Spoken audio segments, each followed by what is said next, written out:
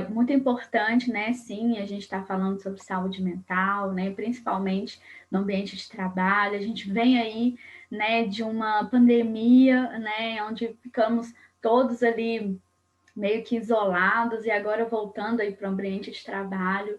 É muito importante, né? É sempre muito importante a gente estar falando, trazendo isso como pauta, né? E é um imenso prazer, né? Estar participando aqui com vocês, dessa tarde do conhecimento. Eu vi lá que vocês fazem toda quarta-feira, né? Assim, esse movimento de trazer conhecimento, de agregar para os funcionários, isso é muito importante, né? Isso é muito bacana, né? As empresas poderiam fazer mais, né? Isso porque com certeza agrega muito, ajuda também muito, né?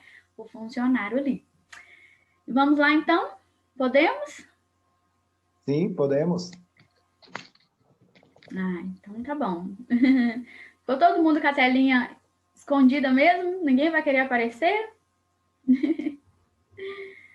Quem quiser abrir a câmera, pode ficar à Tem vontade. bastante. Para perguntar, para interagir. Não precisa ter vergonha, não. Bom, gente, então vamos lá, né? Sou a Nayara, sou psicóloga clínica, tenho uma formação aí pautada em saúde mental pelo UniBH, Centro Universitário de Belo Horizonte. Atuo, né, com atendimento online, com atendimento presencial, tenho um consultório no bairro Cidade Nova. E hoje, né, fui convidada aí pelo Júlio para estar participando aqui com vocês, falando um pouquinho mais sobre ansiedade, sobre estresse no trabalho. E aí, vamos lá. Bom, primeiro, né, eu gostaria de deixar aqui o que é a ansiedade, né? Porque o que muito acontece, assim, como que eu posso dizer? Muitos clientes chegam no consultório, né, falando que não querem nunca mais sentir ansiedade, que não querem momentos de ansiedade, mas a verdade é que não tem como, né, a gente se livrar dela, né, assim, não tem como a gente ter cura para a ansiedade, né, por quê? Porque a ansiedade, ela é uma emoção, como o medo, como a raiva, né, a gente sempre vai estar sentindo em algum momento da nossa vida, a gente vai sentir, a gente vai passar por ela. E por que a gente sente? Porque a gente e aí eu me lembrei do acidente da Marília Mendonça, né? Da saudade que ela deixou em todos nós, né? De quem é fã, de quem gosta, de quem curte. A saudade que ela deixou, né? Para nós, assim, nós. E por que a gente sente, né? Essa saudade? Por que a gente sente essa emoção? Porque ela certamente ela teve ali um significado para a gente atribuiu um valor. Né? Então, ela foi importante, ela, né, marcou ali a nossa, muitas das vidas, né? Enfim, com a sofrência, né? Ela cantava muito esse ritmo aí do sertanejo, da sofrência, enfim. Então, o que acontece? A ansiedade ali, porque a gente atribui um valor, a gente atribui um significado.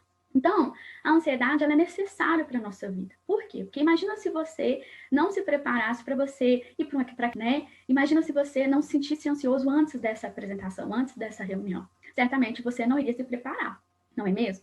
Então, por isso que vem a ansiedade, né?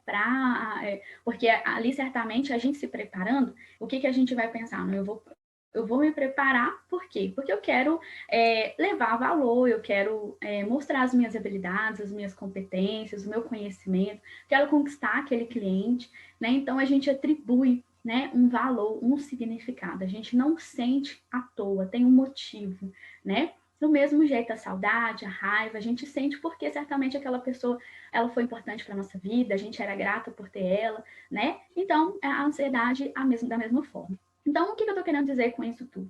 Que existe um nível de ansiedade que ele é normal, que ele é esperado, ele é saudável, porque ele nos prepara, né? Ele nos incentiva, ele nos motiva, então, a nos preparar, a ficarmos mais atentos, a ficarmos mais vigilantes, né? Enfim. E quando é, então, que a ansiedade ela deixa de ser saudável? Quando ela se transforma no transtorno de ansiedade, né? E esse transtorno de ansiedade, ele se caracteriza pela desregulação dessa ansiedade, né? Então, aí ela se torna mesmo o transtorno de ansiedade. E aí, na crise de ansiedade, a pessoa ela passa mal, ela sente ações físicas, psicológicas, emocionais, né? Então, que desencadeiam ali no corpo, né? Sensações como desmaio, sensações de falta de ar, dor muscular, aquele né, suor, né? Aquele suor nas mãos, suor assim atrás da nuca, enfim. Então, a pessoa realmente, ela sente ali, né, ela sente aquele mal. Geralmente, as crises duram aí de 5 a 7 minutos, então, assim, é um curto período, mas, assim, é muito intenso. Só quem realmente teve sabe que é muito doloroso, muito ruim, enlouquecer, né? Então, realmente, assim, é uma situação agravante, né? Mas, então, eu queria primeiro fazer esse adendo, né, que existe, então, e essa ansiedade que já é o transtorno, que já é a desregulação, que já é a patologia, né? Então, né, continuando, né, o transtorno de ansiedade, como que ele se dá, então, Nayara? Como assim, né, transtorno? Pelas crises, né? Se a pessoa está tendo ali as crises, aí geralmente a pessoa tem aquela crise de choro, aquela crise que parece que tá a garganta, né, assim, tá apertando, aquela sensação de desmaio, todos aqueles sintomas que eu passei no slide anterior. Então, aqui, né, já são as crises. E perguntar alguma coisa? Abrir o microfone? Não? Então, vou seguir. E quando é que o transtorno, então, quando é, então, que se dá ali o transtorno, né? O transtorno, ele é pelo excesso de medo das coisas que ainda não aconteceu, né? É como se... e às vezes ainda nem tem chance de acontecer, né? Então, é aquela pessoa que pensa constantemente, assim, sempre no futuro, né? Por exemplo, o relatório que eu ainda tenho que escrever, o fechamento do mês que eu ainda tenho que fazer, ainda nem chegou, mas a pessoa já está naquela preocupação em excesso, já está ali sentindo aquele medo de não dar aquilo, dorme e acorda o tempo todo com aquilo ali na cabeça. Isso acontece muito com dívidas também, né? Às vezes a pessoa tá ali com uma dívida, já é no início do mês, ela tem que pagar lá pro dia 15, dia 20, ela já fica com o dinheiro atrasado, né? Enfim. Então, é excessivo, esse excesso, né, de medo, é esse excesso de preocupação que caracteriza, então, nesse movimento de ficar pensando excessivamente, vem ali as crises, né? A pessoa pode ter a crise uma vez por dia, 3 vezes por dia, ela tem durante a semana, às vezes acorda no meio da noite tendo crises, né? Dura, então, cerca de 3 a 7 minutos, mas, assim, por mais que às vezes a gente olha assim, é pouco tempo, então dá para aguentar, mas é o que é ruim, como que é difícil realmente a crise, né? Então, frente a essas situações, né, frente às crises, a pessoa, então, ela se paralisa, né, ao invés de né? Então, ao invés da ansiedade ajudar, ela atrapalha, né? Por quê? Porque a pessoa ela vai começar a evitar as situações. Então, vamos imaginar, assim, que a pessoa ela tem um sonho de estar trabalhando como vocês aí, e aí querem, né, tem aquela vontade de desenvolver um novo projeto, de desenhar um novo projeto, e por essa insegurança, por essas crises, por esse transtorno, a pessoa ela se paralisa. Então, ela abre mão, ela evita, né? Ela dá um passo para trás. Ela fala, não, melhor não, porque eu posso ter crise de ansiedade, posso ser gatilho para eu ficar mal, para eu ter crise, para eu passar mal, e aí deixar de participar das coisas. E aí tem gente que deixa de, por exemplo, de ir em festas, de se socializar, né? Por quê? Porque tem medo de ter uma crise ali no meio das pessoas, né? Então, a gente percebe que o tá ali, que tá vivendo, né, esse transtorno de ansiedade. Bom, e o estresse, né? O estresse, onde entra o estresse, né? O estresse, a pessoa que tem ansiedade, né? A pessoa que tem o transtorno de estresse, ela pode ter o transtorno de ansiedade. Um certamente pode estar ligado sim com o outro. E também a pessoa pode ter só o estresse ou ela pode também ter só o transtorno de ansiedade. Normalmente, a pessoa que tem só o transtorno de ansiedade, ela tem o estresse também. Mas não ao contrário, o estresse não necessariamente a pessoa tem o transtorno de ansiedade. E o estresse, né? Como que ele é aí? E também comportamental. Então, ele vai atingir ali, tanto o nosso organismo, tem pessoas que atingem a pele, o cabelo, e ele também atinge também as nossas relações, né? Por quê? Porque a pessoa ela começa a se sentir ameaçada, né? Frente a alguma coisa que aconteceu, ou frente a alguma coisa que está por acontecer. Isso acontece muito quando a pessoa ela acha que ela vai ser demitida, né? Ela vive aquele estresse ali, eu tenho conta para pagar, eu tenho plano de saúde para pagar, eu tenho um carro financiado, casa, eu tenho que terminar de pagar minha faculdade, como que vai ser se eu for mandada embora, se eu não conseguir pagar essa meta, né? Então a pessoa ela se sente ameaçada ali com algo, né, que ainda não aconteceu, ou pode ser que esteja acontecendo, né? E essa resposta do nosso corpo, e essa resposta ela acontece de uma forma fisiológica ou comportamental. Por quê? Porque os riscos aí do estresse para o nosso organismo são problemas digestivos, hipertensão, baixa imunidade, insônia, alteração de humor, irritabilidade. Então, por isso que atinge também as nossas relações. Aquela pessoa que do nada ela explode, ela se irrita e às vezes ela vai para cima de quem nem tem culpa, né? Então, o estresse, ele não afeta só o nosso organismo, afeta também as nossas relações, né? Com a alteração do humor, né? O organismo aí, a baixa imunidade, aquela pessoa que vive dando problema de gastrite, né? Tem pessoas que caem o cabelo, né? Desenvolvem alopécia, né? Urticária, que é aquele problema na pele, né? Que a pessoa ela escama a pele. Tudo isso pode estar aí provindo, né? De uma resposta do estresse, né? O estresse ali, então, ele provoca no nosso organismo, né? A gente vê ali a pessoa às vezes desencadeia aí uma hipertensão, enfim, tem todo esse problema aí que é relacionado com as ameaças. Quando a gente se sente ameaçado, então, né, por alguma coisa que aconteceu, que ainda tem chance de acontecer, então a gente se sente ali, né, ameaçado, então a resposta vem ao nosso organismo prejudicando. Bom, e eu trouxe também aqui alguns fatores, né, que acometem ali, né, quando a pessoa tem muito estresse, quando a pessoa, que esse colaborador, que esse funcionário, que essa pessoa, ela pode ter no seu dia a dia de trabalho. Bom, o primeiro tópico aqui, o primeiro fator é a memória. A primeira coisa que é ali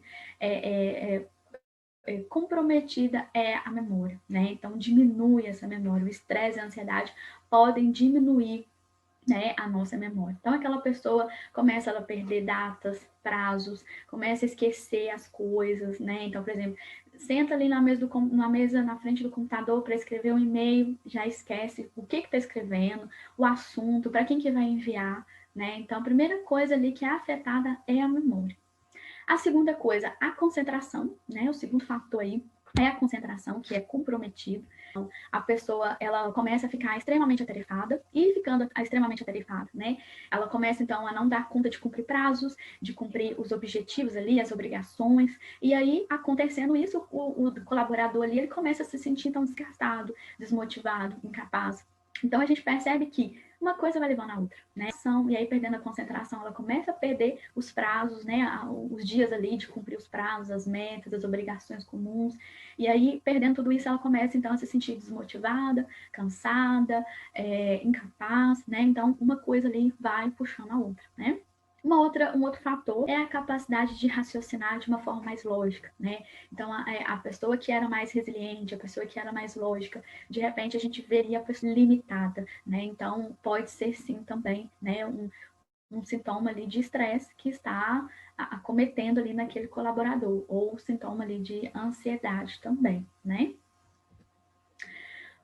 Bom, e eu trouxe também algumas dicas, então, para a gente tentar melhorar, diminuir, né, o estresse e a ansiedade, uma vez que a gente sabe, então, que a ansiedade ela não tem cura, né, o que a gente consegue fazer ali é regular, né, tentar gerir melhor, né, essa ansiedade. O paciente, ele chega no consultório, né, com um nível de estresse muito alto, com um nível de ansiedade desregulada, né, que já é ali indo para o transtorno de ansiedade. O que a gente precisa, né, a mudar alguns hábitos. Não tem como, né? A gente precisa buscar ali se permitir trilhar novos caminhos, né? A gente precisa ter mais qualidade de vida, né? Para a gente ter outras respostas ali do organismo, do nosso humor, do nosso sistema nervoso central. Então a gente precisa sim mudar alguns hábitos. É muito importante, faz muita diferença, né? Como, por exemplo, tentar manter uma rotina de sono, né? Aquele sono reparador, com qualidade, é muito importante, né? Pelo menos uma distração, um hobby, um passatempo, né? E aquele detalhe, né? Ninguém vai fazer isso por você além de você. Então, a gente precisa sim se autocuidar, se autoolhar. A gente começa a colocar isso na rotina, pelo menos uma hora por semana, né? Ter um lazer, ter um hobby, né? A gente percebe tanto que que essa pessoa, tanto que esse paciente, ele diminui ali aquele estresse, aquela ansiedade, aquela correria, né? Do dia a dia, da semana, enfim. Uma outra dica, né? Alimentação saudável. Então, por exemplo, se a pessoa ela já é muito ansiosa, já é muito agitada, né? Por exemplo, tentar evitar alimentos que tenham, como por exemplo, café. Tem muita cafeína, né? A cafeína, ela nos acelera. E a ansiedade é isso, é essa aceleração, né? Esses pensamentos que ficam ali a 1000 por hora, né? Então, se eu ainda tomo café, né? Então, aumenta, intensifica. Então, tentar evitar. Se toma 3 xícaras por dia, tomar uma e meia, né? Se toma 4, se toma 2, tentar diminuir, tentar cortar, não precisa de eliminar também, não é isso, né? A gente pensa que a gente está pensando, de repente ele diminui, né? Uma outra dica, né? Diminuir a cobrança. A gente sabe que no ambiente de trabalho a gente se cobra muito, né? A gente se exige, se autocritica muito. Então, é muito importante a gente diminuir essa autocobrança, né? Querer produzir além do que a gente dá conta, querer centralizar todas as atividades para a gente, né? A gente sabe que isso é muito prejudicial. A longo prazo, né? Isso se torna muito cansativo, isso se torna muito... isso pode aumentar o estresse, desenvolver o estresse, desenvolver essa ansiedade, ok? Uma outra dica, né? Buscar aceitar as coisas que às vezes a gente não tem como mudar, não dá para a gente mudar, né? Então, quando a gente começa a trilhar esse novo caminho de repente trabalhar essa aceitação, aceitar que tem coisas que não vai mudar, que não vai, por mais que a gente fale, que a gente cobre, vai permanecer daquela mesma forma, né? A gente percebe que isso só aumenta, né, a ansiedade, querer controlar, querer mudar, modificar, só aumenta a ansiedade, o estresse, e também vai te deixar cada vez mais frustrado, mais insatisfeito com suas escolhas, né? Uma outra dica, não seja vítima do perfeccionismo. Por quê? Porque o perfeccionismo, ele é diferente do você se dar o melhor de você, né? O perfeccionismo, às vezes, ele metas inalcançáveis, né? E o dar o de melhor de você é muito diferente. Por quê? Porque você vai ali se esforçar para você dar, respeitando os seus limites, respeitando ali até que ponto você consegue, você pode, né? Então, uma outra dica muito importante é não ser vítima do perfeccionismo, né? Que é diferente de dar o seu melhor. Então, ao invés de você querer tudo perfeito, dê o seu melhor e aceite que você está dando o seu melhor, que você tem os seus limites, respeite os seus limites, né? Porque aí você vai estar contribuindo para diminuir o dia. Bom, uma outra dica que eu trouxe aqui também é tentar cultivar um olhar diferente, né, em relação aos seus problemas. Então, vamos imaginar aí que você tem uma reunião muito importante, né, que você está à frente de uma situação estressante, que é uma reunião importante com um cliente importante, e a reunião com esse cliente que é importante, né, e se me der um branco? E se eu não conseguir lembrar das coisas, se eu não conseguir responder as perguntas dele, né? E se eu não conseguir me dedicar, enfim, né? E ali cada vez mais aumenta o estresse, a ansiedade. Então, ao invés de você olhar dessa forma, tentar olhar de uma forma diferente. Por exemplo, não poder fazer essa apresentação, assim eu vou poder me preparar e mostrar e me demonstrar o meu melhor, mostrar o meu conhecimento, as minhas habilidades, as minhas qualidades, mostrar o porquê que eu estudei, o porquê que eu cargo, né? Enfim. Então, o que a gente percebe, né? Que tudo ali está relacionado também com o ponto de vista, né? Quando a gente tem as coisas, elas se tornam um pouco mais fácil, mais leve, né? Que a gente consegue ver outras coisas que a gente não está conseguindo ver, né? Então, enquanto eu fico pensando que vai ser muito difícil, que eu não vou conseguir, que eu não vou dar conta, ali eu só vou ter estresse e ansiedade. Quando eu tento olhar para uma outra direção, mudar então esse ponto de vista, eu posso ver aquela oportunidade, né? Como a oportunidade, né? Por fim, mas não menos importante, né? Dependendo aí do caso, né? Crises de ansiedade, o transtorno mesmo de ansiedade.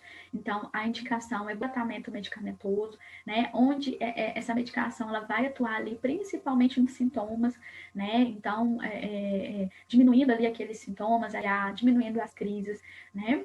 E a psicoterapia, né? Porque você investindo em você, investindo no autoconhecimento, você se conhecendo mais, você vai se tornar mais autoconsciente, você vai se tornar mais forte, mais resiliente, né, para enfrentar ali os desafios do dia a dia, vai se sentir mais bem preparado. Você vai aprender o que é gatilho para essa ansiedade, né? Você vai poder aprender o porquê que aquela situação ali tá, tem um motivo, tem ali um atribuído de valor, né, de significado. Na terapia também, né, na psicoterapia, ajudas de respiração, né, na hora das crises ali, ou na hora que a pessoa está mais ansiosa, ela poder fazer, né, porque já foi comprovado que lentamente e soltar mais lentamente o ar, né, o que acontece nesse movimento? Desacelera o nosso sistema nervoso central. Então, desacelerando o nosso sistema nervoso central, desacelera os pensamentos. E desacelerando os pensamentos, então eu fico mais calma ao invés de ficar mais ansiosa, né? Porque os pensamentos, a ansiedade, ela vem daí, desses pensamentos acelerados, desse excesso de pensamento, né? técnicas de meditação também, né? Por quê? Porque a gente usa muito um bordão que a mente do ansioso está sempre no futuro, né? Está sempre em algo que ainda nem aconteceu, que está para acontecer, né? Então, as técnicas de meditação, ela faz a pessoa, ela trazer essa mente que está no futuro, essa preocupação em excesso, esses pensamentos, né, constantes ali, com essa preocupação, com esse medo, traz esse pensamento para o momento presente, para o agora. O que eu posso fazer agora? O que eu dou conta do agora? Jantar, ainda vou tomar banho, e aí amanhã que vai acontecer. Então, mas e o hoje, e o agora, né? Então, essas técnicas, né, tanto de respiração, de meditação, é muito conhecido aí a mindfulness, que traz, né, esse desacelerar, que faz a gente começar a viver mais o momento presente, ao invés desse futuro. Trouxe uma ilustração, né, do que é a mente do ansioso aí, né? E aí eu queria que você refletisse aí um pouquinho, queria que você refletisse um problema num grande elefante, né? E se viu ali como uma formiguinha diante dele, né? Então, quantas vezes ali você não transformou seus problemas, né, num grande elefante e se viu como uma formiguinha bem pequeno, né, diante dele? Então é assim, né, muitas das vezes que se comporta a pessoa ansiosa, né? Geralmente a atenção dela fica focada ali na ameaça, né? E por isso que o problema ele parece ser 10 vezes maior do que realmente é, né? Mas hoje eu estou aqui para lembrar você, para você olhar para suas capacidades, para suas qualidades, para sua competência, né? E para você pensar no tanto de coisa difícil que assim você se sentirá mais potente, mais potente, você se sentirá mais capaz diante desse elefante, né, que apresenta aí hoje para você. Né? E olha ali para a nossa história de vida, e olha ali para os momentos difíceis que a gente já enfrentou, para as etapas difíceis que a gente já teve que passar ali, por exemplo, uma apresentação ou uma palestra, eu costumo dar muito exemplo também da apresentação de um TCC, de uma prova do Enem, uma prova de concurso, várias coisas difíceis ali que vocês já passaram, né? Várias coisas difíceis que vocês já passaram e outras também, né? Que eu não detalhei aqui, mas que você deu conta, que você conseguiu, que você teve sucesso, teve êxito. Olhar para isso, né? Olhar para a sua história de vida, olhar para a sua capacidade, ao invés de olhar para o tamanho, né, do problema. Por quê? Porque quando a gente olha só, né, e a gente se coloca ali como uma formiguinha. Então, quando a gente olha também para a nossa capacidade, para as nossas qualidades, para as coisas que a gente já fez, que a gente já conquistou, né, que a gente enfrentou, que deu tudo certo, né, a gente vai se sentir ali, você vai se sentir ali, então, mais potente, você vai ser capaz, né, diante desse problema que está aí apresentando para você hoje, ok?